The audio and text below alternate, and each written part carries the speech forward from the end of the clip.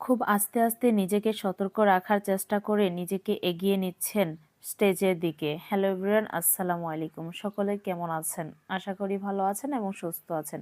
শবনম ইয়াসমিন বুবলী সে আবারও দ্বিতীয়বারের মতন মা হতে যাচ্ছে, এই গুঞ্জনটাকে অনেকেই বিশ্বাস করছেন না এবং অনেকেই বিশ্বাস করেছেন। তো এই কথাটা কিন্তু 100% সত্য।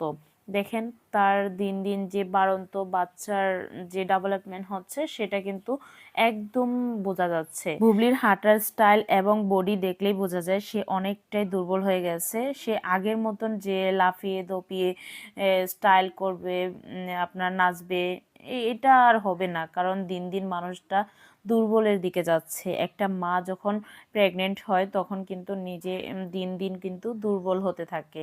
এটা কখনো যে সুস্থতা ফিল করবে সেটা হয় না।